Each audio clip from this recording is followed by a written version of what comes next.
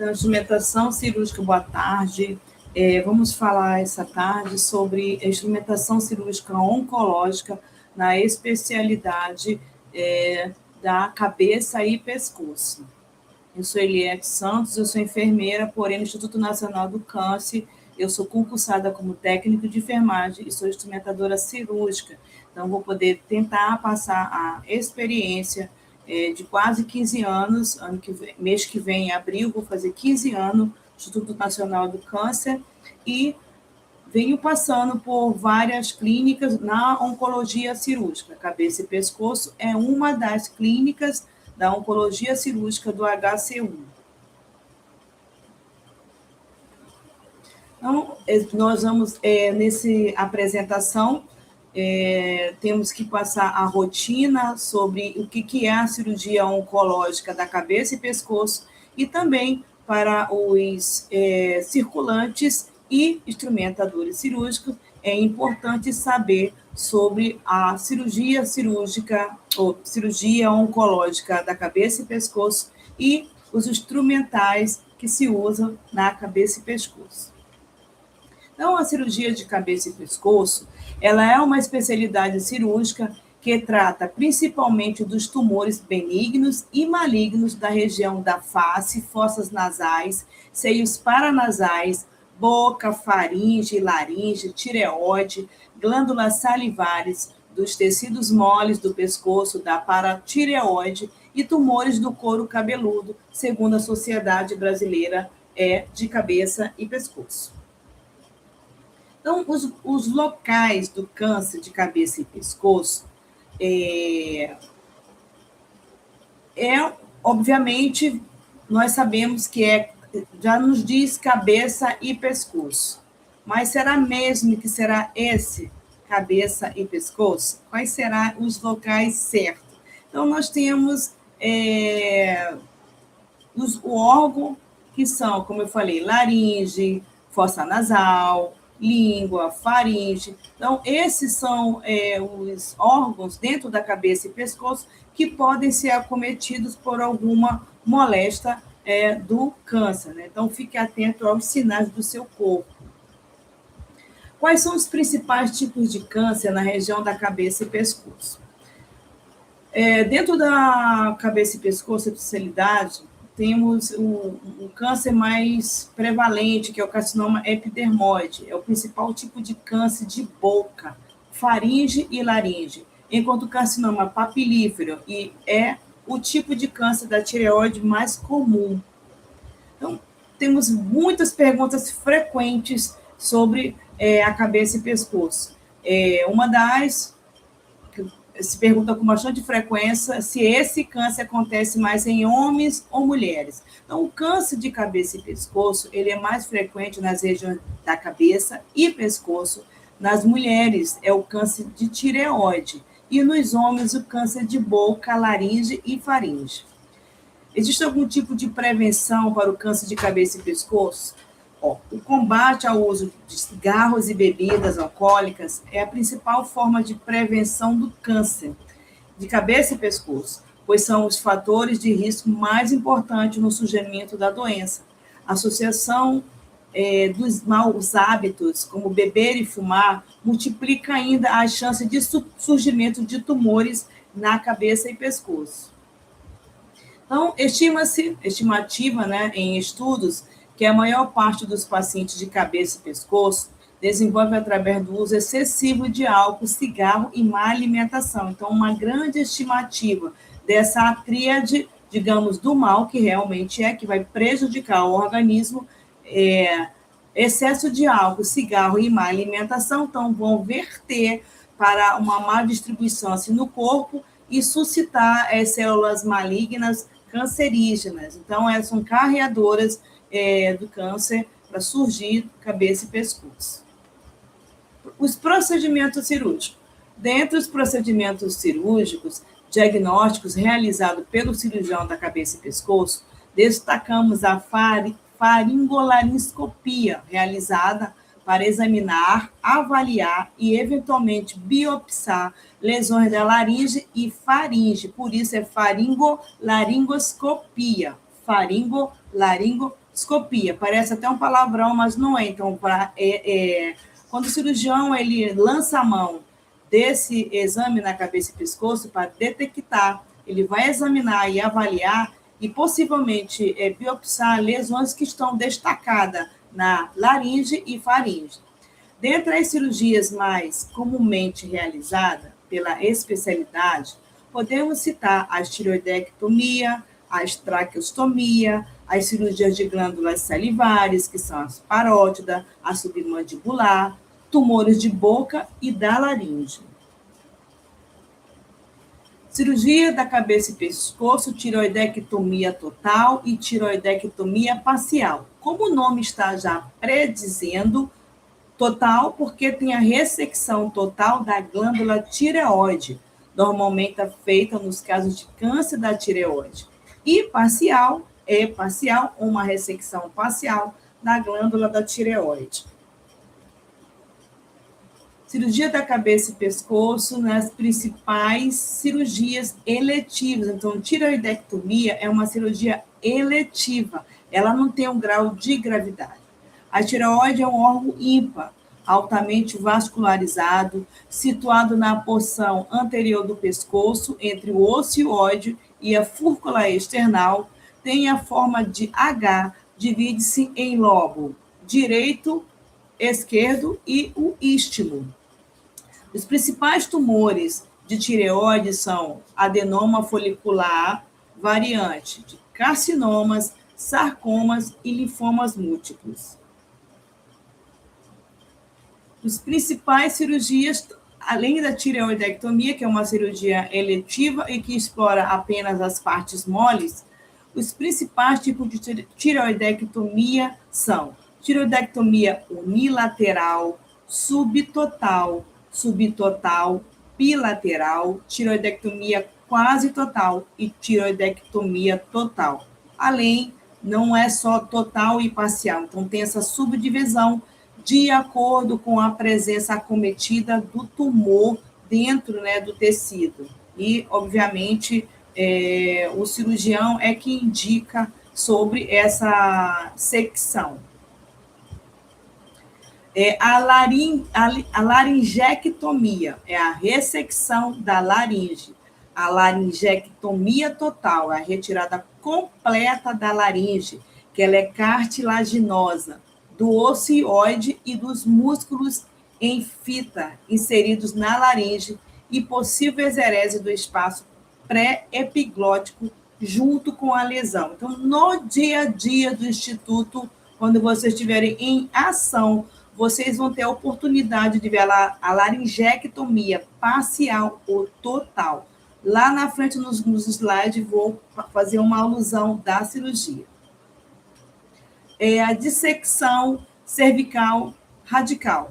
Então, é um tipo de cirurgia que envolve a retirada de toda a gordura subcutânea dos canais linfáticos e de alguns dos músculos superficiais de uma determinada região do pescoço. Então, essa dissecção cervical radical, ela às vezes é elencada já para poder não disseminar mais câncer, às vezes ela é preventiva, ou às vezes já não tem mais, está muito acometido, então vai-se fazer a ressecção para poder tirar os tecidos que estão acometidos com câncer. Então, por isso que ela é uma dissecção cervical radical. A hemiglossectomia, então a remoção do segmento lateral da língua. A cervicotomia exploradora, que é uma ressecção de toda a cadeia de linfonodo cervical para amostra em laboratório, que vai para congelação. Cirurgia de pequeno porte, aí se usa bandeja específica. Então, a cervicotomia exploradora, muitas das vezes, é para explorar, às vezes ela é preventiva, ou muitas vezes é protetiva também, que se chama, né, quando se tem presença de tumor ou não. Por exemplo, às vezes tem o tumor em língua, se faz uma proteção da cervicotomia exploradora para se explorar e ver se tem ou não tecidos, né, abrangendo células cancerígenas. esvaziamento cervical. Então, o esvaziamento cervical é uma dissecção radical do pescoço. Em todo o tecido mole, do aspecto inferior da mandíbula, passando pela linha mediana do pescoço até a clavícula e posterior ao músculo trapézio. O esvaziamento cervical ele pode ser unilateral ou bilateral, pode ser removido todo o bloco ou alguns níveis. Sua indicação pode estar associada à cirurgia de tireoidectomia, laringectomia, tumores da cavidade oral, que é metástase, como eu falei anteriormente. Então, esse esvaziamento cervical, ele vai estar atrelado a algum tipo de cirurgia da cabeça e pescoço, como, por exemplo, um tumor de língua, uma laringectomia. Então, ele é protetivo para não disseminar mais células tumorais nas outras regiões do pescoço, e aí se opta em fazer o esvaziamento cervical.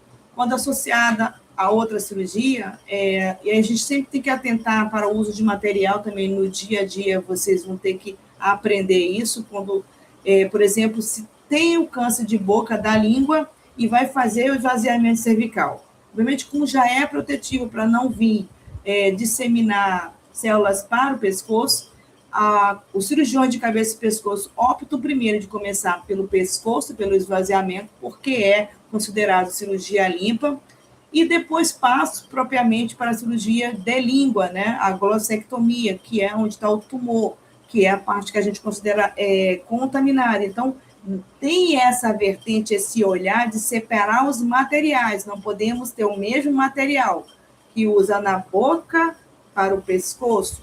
Do pescoço para a boca pode até ser, porque o tecido do pescoço não é considerado contaminado quanto da boca. Então, essa particularidade do dia a dia na lida dentro da sala de cirurgia de cabeça e pescoço, como instrumentador, tem que ter esse olhar para já prever quais os materiais que vai usar, separar os materiais para que não haja contaminação de uma área para outra. Uma dica muito importante, nas principais cirurgias eletivas, tem que se ter atenção para a necessidade de uma traqueostomia no final de cada cirurgia, por lesão ou edema do nervo laríngeo recorrente. Então, é um hábito bem salutar dentro da sala de cabeça e pescoço, quando se tem essas cirurgias extensas, e já se deixa uma mesa de traqueostomia, que pode ser usada ou não, porque muitas das vezes essas cirurgias, elas causam no final um edema, que é o inchaço, né, na região facial, e aí para poder aliviar, se faz uma traqueostomia, no caso ela não é permanente, ela tem um tempo, depois ela será removida. Então, uma dica muito importante como instrumentador, sempre perguntar para o cirurgião se esse tipo de cirurgia que ele vai fazer uma laringectomia, doutor, então vamos ter que arrumar uma mesa de traqueostomia. Muitas das vezes os cirurgiões também sinalizam se é ou não. E outro segredo, outra dica importante, que toda cirurgia de cabeça e pescoço, quando termina, o instrumentador ele não deve desmanchar a sua mesa ou contaminar, ele reserva a sua mesa, enquanto o paciente ele não é estubado, ele não acorda do tempo cirúrgico, porque por conta de pode haver sangramento, pode haver necessidade de fazer uma traqueostomia, então, na cabeça e pescoço, é muito importante deixar a mesa, após a cirurgia, reservada, aguardando o paciente acordar. O paciente acordando bem, sendo encaminhado para a recuperação pós-anestésica, e daí a enfermagem, tanto os instrumentadores quanto os circulantes, podem agir com o encaminhamento dos materiais para a central de material e esterilização. As principais cirurgias eletivas, nós temos também da cavidade orbitária. Então, dos espaços piramidais entre a face e a base do crânio, que contém o globo ocular, e outra estrutura com músculos, nervos, artérias e gordura. Os principais tumores da parte orbitária é retinoblastoma, melanoma, rabdomissarcoma, linfoma, tumores de glândulas lacrimais, sarcomas, tumores metastásicos, pseudotumores. As cirurgias elencadas quando tem tumor na cavidade orbitária são conhecidas como orbitotomia, enucleação e exanteração. São as cirurgias de cavidade orbitária dentro da esfera cabeça e pescoço. A orbitotomia é um acesso cirúrgico para a órbita. Pode ser feito apenas uma biópsia ou ressecção do tumor. Isso quem vai determinar é o cirurgião. Muitas das vezes o paciente ele vem e a cirurgia às vezes não sai completamente, só se sai uma biópsia. Então, o instrumentador ele vai lá preparar sua mesa para cabeça e pescoço. Ponto. É sobre isso. A decisão é do cirurgião. Então, a orbitotomia não necessariamente se sai a órbita, às vezes só se sai uma ressecção, uma biópsia, né? Uma ressecção ali do tumor. E a enucleação. A enucleação é a remoção total do globo ocular em caso de tumor maligno. Então, é impactante, é uma das cirurgias que, na minha opinião, eu muito não me adaptei ainda. Como instrumentadora, eu coleto, mas eu não olho muito. Desde a primeira vez, meus primeiros anos no Instituto, eu acho muito impactante. Mas, com o tempo, dentro do Instituto Nacional do Câncer, a gente se adapta. Nós não nos acostumamos, mas precisamos nos adaptar para atuarmos dentro das cirurgias com eficiência, prevendo e provendo todos os materiais para que tenha segurança, para nossos pacientes terem segurança cirúrgica e ter sucesso nas cirurgias. A exenteração. A exenteração ocular é a remoção de todo o globo ocular, estruturas musculares associadas, em alguns casos, também pela parte óssea. Então, enucleação é uma coisa, exenteração é outra. Quando ouvir exenteração, pega logo também a caixa de osso, porque pode ser que esteja acometido ali na parte óssea. Então, a exenteração é a remoção de todo o globo ocular. E tem estruturas musculares assim, mais profundas e associada, em alguns casos, com a parte óssea. Já a nucleação não, só se remove o globo ocular. Ali todo o globo ocular na exenteração tem as partes de muscular e a parte óssea. Então, tenha essa diferença, nucleação para exenteração. As patologias da glândula salivares. Agora, nós estamos passando para as salivas. As salivas, temos a parótida, 80%, submandibulares, 10%, e as salivares, 10% acometidos aí o câncer. Os tumores mais comuns são os benignos, são adenoma plurimórfio, cistoadenomas papilífero, linfomatoso, os malignos, carcinoma, mucoepidermoide, carcinoma. Esses nomes, gente, da nomenclatura sobre o câncer, tem uma aula que ela é sobre a parte, a carcinogênese, né, que é a origem dos cânceres. Então, assim, parece uns palavrões, mas é a carcinogênese, é onde se acomete o local, que no caso é as glândulas salivares, e os tipos mais comuns, benignos e malignos, dentro da linha da carcinogênese, né? Então, maligno também tem o carcinoma de células acinares, tumor misto maligno, adenocarcinomas. Então, com o tempo, com a vivência, vamos nos familiarizando aos tipos de nomenclatura dos cânceres. Excisão de glândula submandibular. O material utilizado é a caixa básica de cabeça e pescoço, atenção para o cuidado na dissecção dos nervos. Então, nesse tipo de cirurgia, é uma cirurgia muito delicada, porque tem os nervos, nervo facial, nasogeniano, são vários tipos de nervo. Então, cirurgia de cabeça e pescoço é uma cirurgia altamente complexa, altamente delicada. Então, qualquer erro do cirurgião, além do paciente já estar cometido de câncer, pode possibilitar, às vezes, errar com no nervo, de lesar nervo, mas e aí não fica um resultado muito bacana para o paciente. Mas, então, assim, todo cuidado é feito com materiais delicados, a pinça DB que ela vai nesse momento, então, todo o material da caixa básica de cabeça e pescoço. Então, também, no dia a dia, com a experiência, a gente vai aprendendo quais são os materiais. Outra cirurgia, a parotidectomia, ela é muito delicada, ela é retirada da glândula de parótida, pode ser parcial ou total. Em alguns casos, o cirurgião solicita o uso do bisturi harmônico. O harmônico é o selador de vasos.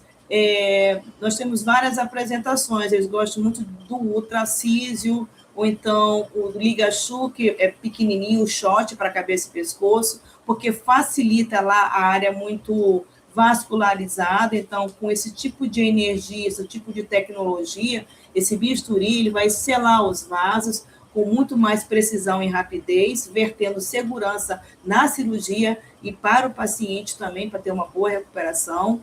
E aí, muitas das vezes, o serviço, quando ele disponibiliza de alguns cirurgiões, né, eles pedem para ser usado esse tipo de tecnologia, dependendo do caso, e também eles solicitam estimulador de nervo, mediante que é uma área muito vascularizada, e também existem muitos nervos nobres aí, como falei, citei um nervo facial, então é importante, é uma cirurgia delicada e muito trabalhosa.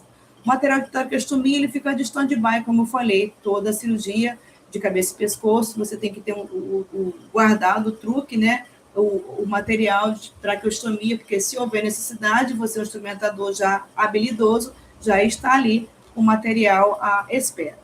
Então, as ramificações dos nervos facial são o temporal, o zigmático, o bucal, o mandibular e o cervical. São as ramificações do nervo facial.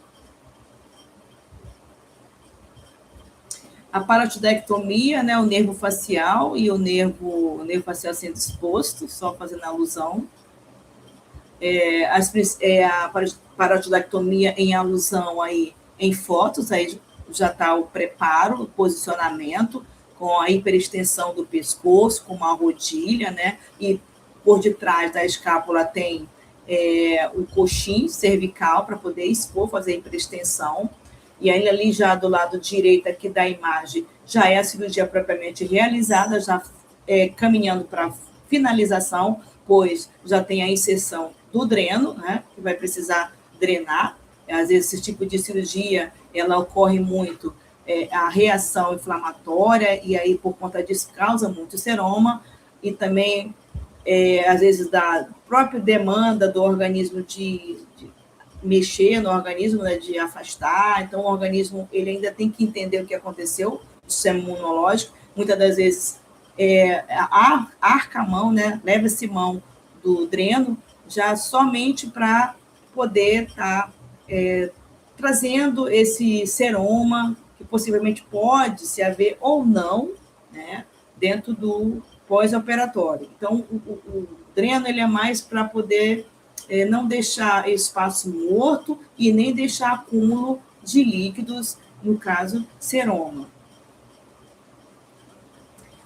Os tumores da cavidade oral. Os tumores da cavidade oral é a região que se estende de vermelho dos lábios, a junção entre o palato duro e palato mole, superiormente à linha das papilas circunvaladas inferiores e lateralmente a pilar anterior.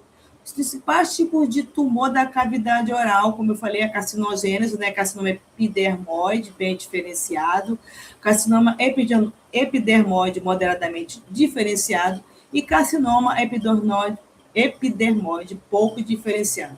Então, assim, a nomenclatura ela é extensa, porque a carcinogênese também no dia a dia, saber qual é a cirurgia, muitas das vezes o diagnóstico a gente sabe, escuta os residentes falando e os médicos também, mas é importante saber qual é a carcinogênica, qual é o tipo de câncer.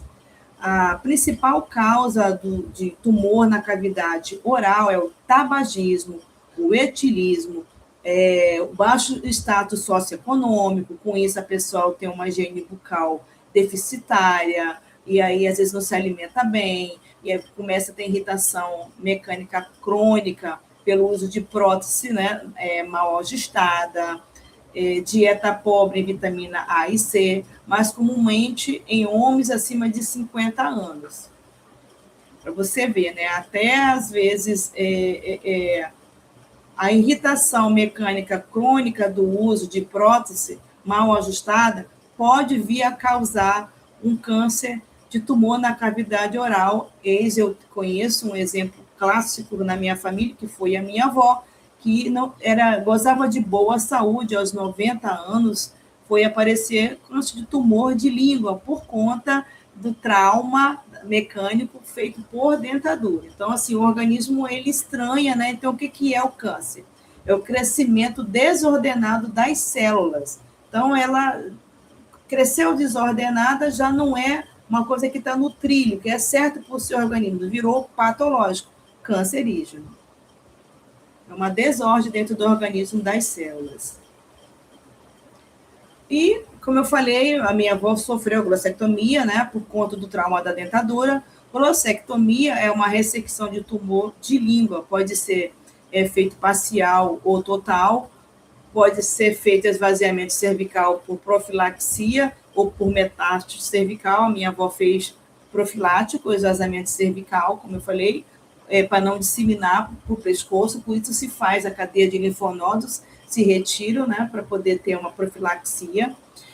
Quando houver o esvaziamento cervical, atentar para a separação dos materiais, como eu falei, a gente não pode ter mistura da boca para o pescoço, tem que separar os materiais, porque é contaminado a boca. Providenciar o abridor de boca, que é um material avulso, que é importantíssimo na abertura da boca para a cirurgia de cabeça e pescoço. Então, a caixa mais utilizada é a caixa básica, dependendo do tamanho do tumor, haverá ou não esvaziamento cervical.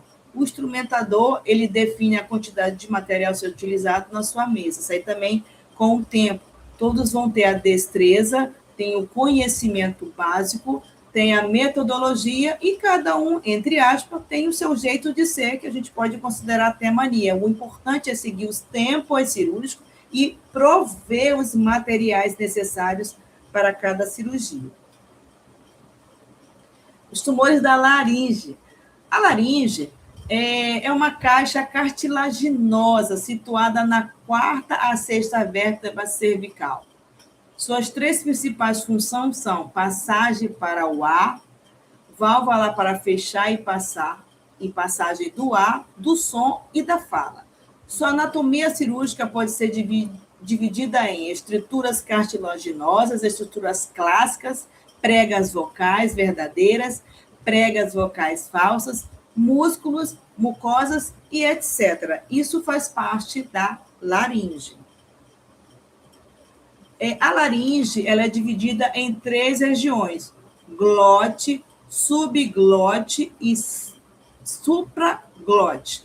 A glote, dentro da região da laringe, ela é constituída superiormente pelas pregas vocais e inferiormente passa da ritma glótica. Já a supraglote é a parte situada acima da prega vocal, até a face da laringe da epiglote. O subglote compreende o espaço situado entre a borda inferior da cartilaginase cricoide até a rima glótica. É importante saber a anatomia, porque o instrumentador, ele tem que ter uma noção, ele não pode só passar o instrumento, ele tem que ter uma noção. O doutor está chegando perto de um vaso, perto de uma artéria, perto de um nervo. Eu não estou olhando bem, mas pelo desenvolvimento da cirurgia, pela evolução, eu acho que ele já está ressecando, chegando na subglote. Então, a gente tem que ter essa estrutura na cabeça feita e estudar sobre anatomia, que é uma passagem assim, rápida, mas eu indico a vocês darem mais uma olhadinha com riqueza de detalhes. A laringectomia, aí ela está feita alusão mesmo da cirurgia propriamente realizada no Instituto Nacional do Câncer, ela pode ser, como eu falei, total, parcial ou supraglótica. Atentar para o uso da serra oscilante em caso de laringectomia total. Por conta de ser um tecido bastante denso, então, muitas das vezes eles pedem até a tesoura forte, que é a tesoura de Maia, que a gente até apelida tesoura de flango, né, que é uma trocadilho, uma brincadeira, mas a tesoura de Maia forte, para poder fazer a secção, né, o corte desse tecido, mas muitas das vezes também se opta por usar a serra oscilante, no caso de laringectomia parcial. Na ausência da serra, providenciar material de osso, como escopo e martelo. Então, também são segredos que só com o decorrer do tempo a gente vai ter olhar para participar ativamente das cirurgias, principalmente agora aqui da laringectomia. Principais cirurgias eletivas, a gente ainda está fazendo alusão à laringectomia. Ali já foi, na primeira foto, foi feito a remoção total da moléstia, na segunda foto já é a peça propriamente dita, e na terceira foto é o espaço que vai ser, os cirurgiões vão realizar ainda a reconstrução, não vai ficar esse Maracanã não, gente, tem a reconstrução, ok? Aí as principais cirurgias, né, a laringectomia, só fazendo a reconstrução, como eu falei, está em foto, eles fecham direitinho os tempos, fica bem bacana, não fica, né, aberto, não fica esse Maracanã não aqui, esse Maracanã, o terceiro não fica. A traqueia, né, que a gente vai falar proximamente de traqueostomia, que é uma das emergências, né, dentro do Instituto Nacional do Câncer, mais corriqueira, dentro da clínica de cabeça e pescoço.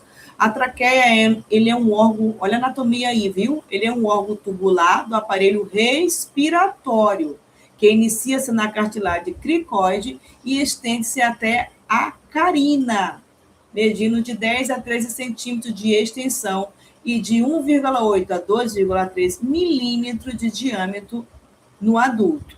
A traqueostomia é a abertura da traqueia para o meio externo e a inserção de uma cânula através da incisão na linha mediana do pescoço, abaixo da cartilagem cricoide, com a finalidade de contornar um obstáculo mecânico das vias aéreas superiores, diminuindo a resistência respiratória. Então, é uma das emergências muito frequentes que tem dentro do Instituto Nacional do Câncer. Então, a gente tem que providenciar as laringes, as cânulas que tem dentro do hospital. Quando é de emergência, se usa cânula, não é a cânula descartável, é a cânula metálica. Já nas grandes cirurgias se usa as cânulas descartáveis, mas isso aí com o tempo também, com o tipo de cirurgia e com a comunicação entre as equipes, a gente vai ajustando tudo para as cirurgias. Vou dar uma pausa aqui. Um momento, aqui, só um momento. Só um momento, que a gente vai continuar falando. Sim. Ok, vamos voltar à aula, tá? A cirurgia de cabeça e pescoço, a traqueostomia, então, tá vendo a abertura? Já é uma alusão aí nas cirurgias de laringectomia, a traqueostomia, ela é bastante realizada, então, ela é feita previamente para que não haja, né, nem impeditivo dentro da estrutura da cavidade respiratória, né, aqui, com o objetivo da intubação para o procedimento da indução anestésica. Então, dentro da laringectomia é feito prévio, para que a anestesia possa estar ali fazendo diretamente a intubação dentro dessa traqueostomia prévia para ter a realização da cirurgia de laringectomia. Agora nós temos a cirurgia chamada cirurgia de comando. A Comando é uma cirurgia bem famosa, né? Que, na verdade, são palavras em inglês, né? Aí tem o resumo, Concinned mandibulectomia and neck dissection, que significa a dissecção da mandíbula, do assoalho da boca, com envolvimento da mandíbula, da língua, da dissecção radical do pescoço, uma ressecção composta da mandíbula e da língua, que é a glossectomia, com envolvimento da parede, da faringe, palato mole. Então, é uma cirurgia de grandíssimo porte, dentro da cirurgia de cabeça e pescoço. Ela é uma cirurgia bem complexa. Então, tem que se atentar ao instrumentador para os materiais. É uma cirurgia que vai requerer material, separar material de cateterismo, material para cirurgia no início, depois tem a parte do tumor, tem a parte do fechamento, o instrumentador tem que ficar atento a isso, a serra oscilatória. Lá no Instituto, a gente usa o material da caixa básica de cabeça e pescoço, e para esse tipo de cirurgia, o Comando, a gente também usa a caixa de osso, além da serra. Microcirurgia também é uma cirurgia de grande porte dentro do Instituto Nacional do Câncer. Ela tem, às vezes, agrega 2 equipes, que é a cirurgia plástica reconstrutiva, a substituição de tecidos partidos por componentes similares e seleção ótima dos sítios doadores com morbidade mínima. Então, é a reconstrução, se tira o tumor, e é microcirúrgico, se vai ter uma área doadora para poder levar o outro tecido e reconstruir, que é o reimplante das partes do corpo amputado, e a reconstrução após a remoção dos grandes cânceres. Sempre associar a cirurgia a outras secções, ao comando, a mama, a carcinomas faciais, ortopedia. Então, é uma cirurgia de grande porte, muito exigente da equipe cirúrgica de uma forma em geral. E aí, para a microcirurgia da área doadora, a gente tira o retalho cutâneo, um dos locais, que é a fíbula, né? É bem bacana, ele vai retirar o cirurgião para poder reconstruir uma área facial da parte de mandíbula, que perdeu. Aí já a área é o retalho cirúrgico da mandíbula, né, para poder colocar na mandíbula, foi retirado da fíbula, atentar para o uso de material da caixa óssea, serra, escopro, martelo, pinça de Langbeck, rugina, descolador de frio, isso tudo tem que ter na mesa do instrumentador cirúrgico. A microcirurgia associada à cirurgia de cabeça e pescoço, então aí é bem chocante, mas já tem a reconstrução feita, colocou a placa, depois vão ter a área doadora, né, para poder cobrir tudo isso aí, isso é só exposição, porque está mostrando a reconstrução. A microcirurgia associada à cirurgia de cabeça e pescoço, também lá já com a placa, depois tudo vai se fechar. Essa é a cirurgia do Comando, ela é uma cirurgia bem impactante. Vê como ela é impactante. Ela é uma cirurgia, mas depois isso tudo são cirurgias que demoram, são extensas, são meticulosas, são bem trabalhosas, mas é a chance que o paciente tem de extirpar o tumor e viver precisamente uma qualidade de vida um pouco mais precisa do que quando se tinha um tumor, né? É uma chance. Esse é o resultado. Essas fotos anteriores foram doadas pela cirurgia de cabeça e pescoço, e aí esse paciente, depois de muito tempo, depois que ele passou por toda essa lida aqui, passou por toda essa lida da microcirurgia, a cirurgia no Instituto Nacional do Câncer, que se tem sucesso, tem sim, se tem cura sim, outras não. Então, tudo vai depender de como o paciente vai ter o seu pós-operatório, se ele vai conseguir reagir ao tratamento ou não. A microcirurgia, seu material para a equipe de cabeça e pescoço, como já falei, só frisando, caixa básica, caixa de osso, a serra. A gente tem que ficar atento para o esvaziamento cervical, para separar os material, separar o material da boca, material da cabeça e material do retalho. Então, a gente tem que ter umas 3 mesas. Não esquecer que toda cirurgia de cabeça e pescoço eu uso bisturi bipolar. Então, assim que a gente vai lembrando, a gente vai colocando essa rotina da cabeça e pescoço, que são muitos detalhes, ainda mais no tipo de cirurgia como comando e microcirurgia, que é muito exigente, muito trabalhosa, mas é a esperança de um paciente, né? O retalho, né? Isso é um retalho microcirúrgico, ele é um retalho fácil cutâneo do antebraço, não se usa só a tíbia. Aonde há necessidade, o cirurgião é que vai delimitar onde ele vai tirar o retalho, onde ele vai reconstruir, qual é o tamanho. Então, tudo é a decisão do cirurgião. A microcirurgia associada. Aí, só um momento.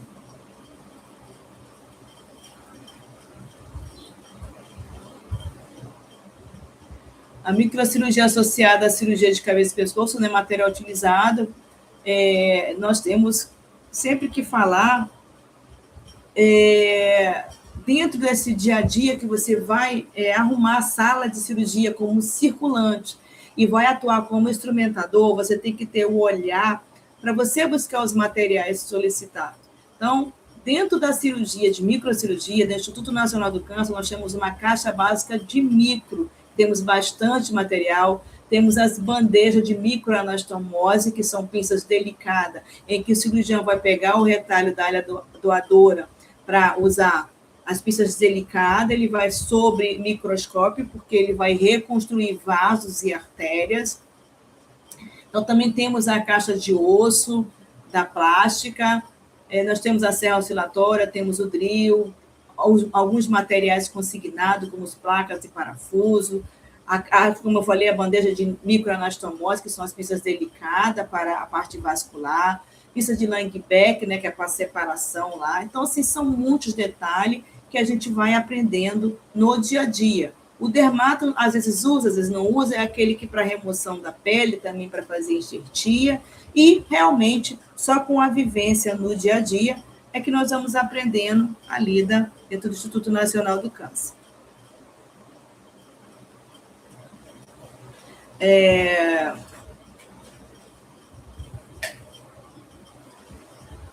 Nós temos as considerações relevantes para atentar para o equipamento utilizado.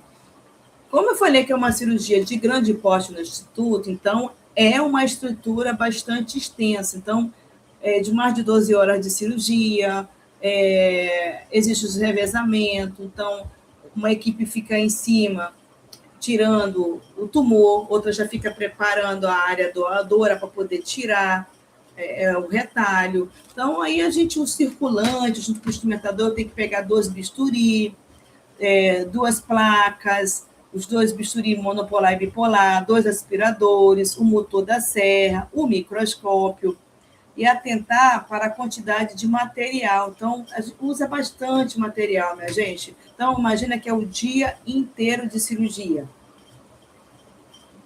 3 canetas de bisturi, porque existem as 2 áreas, né?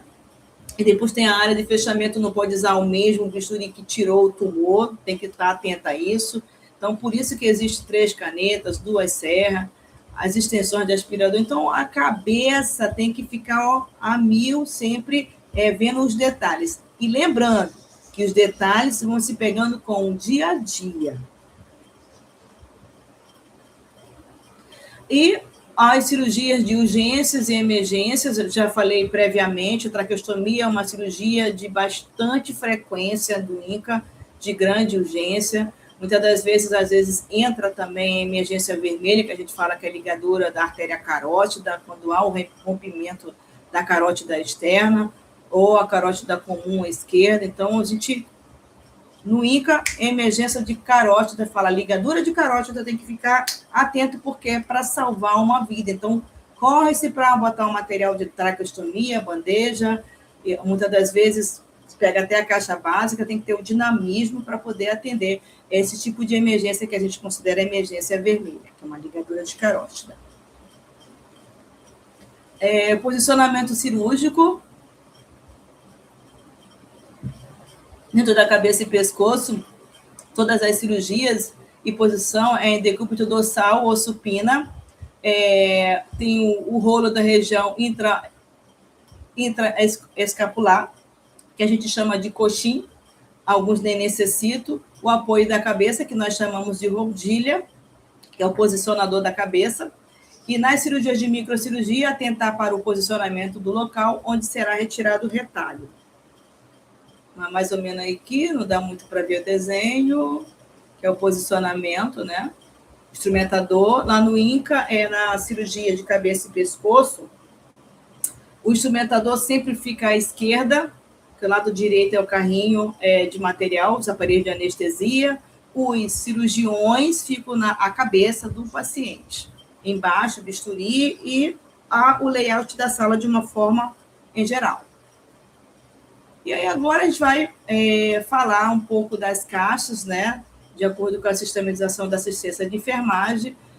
A enfermagem ela tem que prestar atenção na conferência de material, ela tem que prestar atenção se a caixa está estéreo ou não, com a presença do integrador. Então, isso tudo faz parte da rotina de um instrumentador cirúrgico. Né? Então, o integrador ele é parte integrante, né, dentro de uma caixa. Senão, não se tem a rotina de acordo com as RDCs da vida, né?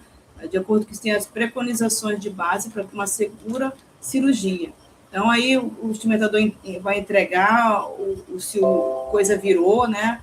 O integrador para o circulante, a quantidade de pistas também é importante conferir, tudo para a segurança do paciente, uma cirurgia segura.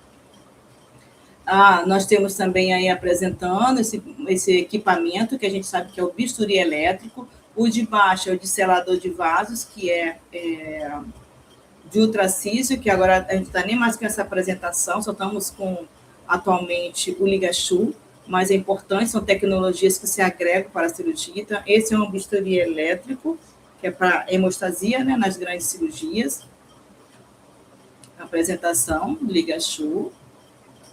Usa muito também para selar os vasos. Outro tipo que a gente está agora sem no momento, que é o ultracísio, que é selante de vasos. Esse aqui é a caixa do dermátono, né? Dermátono é para remoção de enxerto de pele para retalho cutâneo, também só no dia a dia que a gente vê. A serra propriamente dita, que a serra se usa muito, a serra oscilatória, ela vai promover o corte ósseo, ela se usa muito na laringectomia, na cirurgia de comando, na microcirurgia. O dermátono em si, apresentação aberta com as lâminas. Uma mesa de instrumental básica de cabeça e pescoço, né? Onde se tem as Halsteads, curva e reta. A gente tem que atentar que dentro de cabeça e pescoço é muito importante ter as Halsteads de pontinha delicada e também, com o tempo, a gente vai aprendendo todas as particularidades da cabeça e pescoço, questão dos materiais.